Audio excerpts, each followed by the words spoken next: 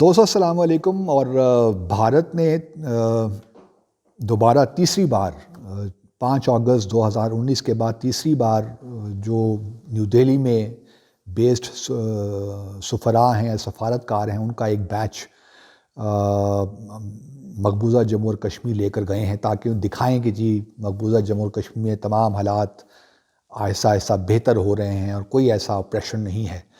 تو یہ 24 سفارتکار تھے، اور اس میں سے دلچسپ بات یہ ہے کہ 6 ممالک جو ہیں وہ تھے اسلامی تنظیم OIC کے، اس میں جو بنگلہ دیش اور ملیشیا کے سفارتکار بھی تھے، اور زیادہ تر یورپین یونین کے سفارتکار تھے۔ کچھ ساؤتھ امریکہ سے بھی تھے، بٹ زیادہ تر یورپین یونین اور OIC ممالک کے سفارتکار تھے، اور وہ سری نگر گئے۔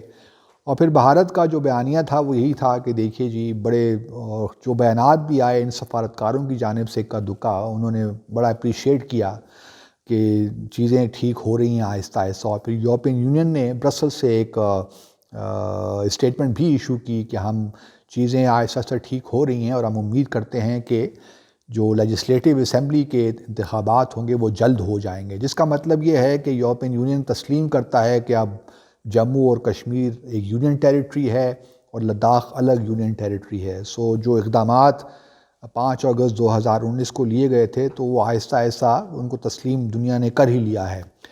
تو یہ ہمارے لیے پہلی بات تو یہ ہے کہ اس قسم کے وزٹس پہلے بھی ہوتے رہے ہیں، تو ان کی کوئی اس طرح وقت نہیں ہے، لیکن بھارت اس کو جس طرح پیش کرتا ہے وہ ہم سب جانتے ہیں۔ ہمارے وزارت خارجہ نے بھی ایک اسٹیٹمنٹ ایشو کی، اور ٹھیک اسٹیٹمنٹ ایشو کی، لیکن کوشچن یہ ہے کہ آگے کیا ہے۔ یہ تو ہم جانتے ہیں کہ مقبوضہ جموں اور کشمیر میں جو یہ کنڈکٹڈ ٹور تھا، اس کی کوئی اہمیت اس طرح نہیں ہے کہ ہمیں یہ اندازہ ہو کہ وہاں پہ کشمیر میں سارے حالات بہتر ہیں، وہ تو یقیناً نہیں ہیں۔ اگر بہتر ہیں تو پھر یونائٹڈ نیشنز کے ہیومن رائٹس کمشنر کا جو ان کی ٹیم کو آنے دیں مقبوضہ جموں اور کشمیر کے، اور بغیر کسی ریسٹرکشنز کے ان کو گھومنے پھرنے دیں۔ OIC کے جو پرماننٹ جو ہیں ہیومن رائٹس کمیشن کے لوگ، ان کو آنے دیں تاکہ وہ بھی وزٹ کر کے دیکھیں کہ بھئی صورتحال کیا ہے مقبوضہ جموں اور کشمیر، لیکن وہ ہوگا نہیں۔ پھر انٹرنیشنل میڈیا کو آنے دیں، ذرا پتہ چلے کہ کیا ہیں حالات۔ لیکن بھارت کی اپنی بہرحال ایک پالیسی ہے اور وہ اسی پہ گامزن ہے۔ اب دیکھنا یہ ہے کہ ہمارے پاس کیا ہے ان ریٹرن، اسٹیٹمنٹس اور پریس ریلیزز ایشو کرنے کے علاوہ لگتا نہیں ہے کہ ہمارے پاس کچھ ہے، جو میں پچھلے اب 2 سالوں سے ہی تقریباً کہہ رہا ہوں۔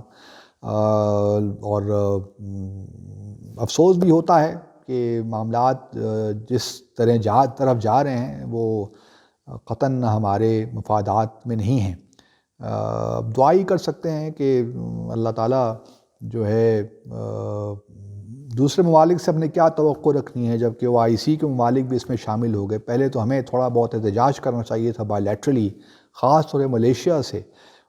بنگلہ دیش تو چلیں آئی ڈو ناٹ نو کتنا ہم کر سکتے ہیں، لیکن OIC سیکریٹریٹ سے ہمیں کہنا چاہیے تھا کہ بھئی یہ OIC کے جو ممالک گئے ہیں یہ تو ٹھیک بات نہیں ہوئی۔ OIC کو کم از کم اس کا بائیکاٹ کرنا چاہیے تھا ان ممالک کو۔ لیکن ہمارا بدقسمتی یہی ہے کہ OIC میں کیونکہ ہم نے کبھی 2 طرفہ تعلقات پہ فوکس نہیں کیا، اور ہم سمجھتے ہیں کہ ہم اچھے 2 طرفہ تعلقات کے بغیر OIC میں یا UN میں نتیجے نکالیں گے، مثبت نتائج، تو یہ ہماری غلط فہمی یا خوش فہمی ہے۔ تو بس اللہ خیر کرے، صرف دعا ہی اب کر سکتے ہیں۔ Thank you very much.